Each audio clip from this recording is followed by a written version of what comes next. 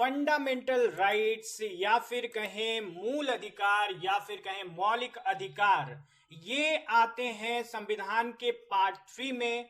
Article अनुच्छेद 12 से लेकर अनुच्छेद 35 तक भारतीय संविधान के अंतर्गत इन्हें रखा गया है।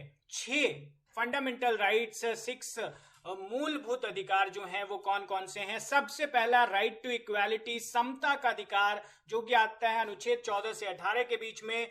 राइट टू फ्रीडम, स्वतंत्रता का अधिकार, अनुच्छेद 19 से 22। राइट अगेंस्ट एक्सप्लॉयटेशन, शोषण के विरुद्ध अगर आपका जो अधिकार है वो आता है 23 से 24 अनुच्छेद के अंतर्गत। Right to freedom of religion, धर्म के प्रति स्वतंत्रता जो है आपको जो मिलती है वो 25 से 28 अनुच्छेद में आती है। कल्चरल एंड एजुकेशनल राइट्स, शिक्षा एवं संस्कृति का जो अधिकार है वो 29 से 30।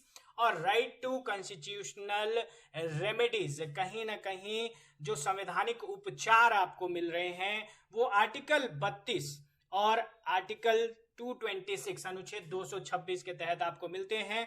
याद रखिएगा, जब स्टेट ऑफ नेशनल इमरजेंसी लगाई जाती है तो उस समय आपका जो आर्टिकल 19 है जो कि बातें करता है किसकी, स्वतंत्रता के अधिकार के, कि आप स्वतंत्र रूप से कहीं भी असेंबल हो सकते हैं, कहीं भी आ जा सकते हैं, कि अपनी बातों को एक्सप्रेस कर सकते हैं, उसे सस्पेंड कर दिया जाता है। तो ये थे मूलभूत या मौलिक अधिकार। आइए क्वेश्चन देख लेते हैं इससे रिलेटेड। पहला स्टेटमेंट कह रहा है राइट्स जो हैं, अधिकार जो हैं वो आते हैं पार्ट 3 ऑफ कॉन्स्टिट्यूशन में। क्या ये सही है? Number 2, the fundamental rights were included in the constitution.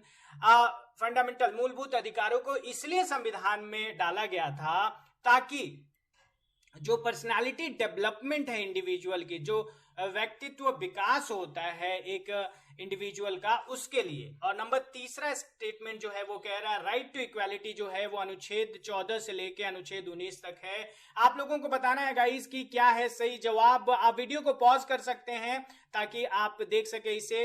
Well, the correct answer over here is what guys, number 1 statement जो है वो एकदम सही है। It is exactly correct, part 3 के अंतर्गत आते हैं। नंबर 2 जो है वो भी सही है कि मूलभूत अधिकारों के कारण जो इंडिविजुअल होते हैं उनकी पर्सनालिटी डेवलप कर पाए इसलिए डाला गया था। नंबर 3 जो है वो गलत है। अनुच्छेद 14 से 19 नहीं है समता का अधिकार, बल्कि अनुच्छेद 14 से 18 है। This was the correct answer.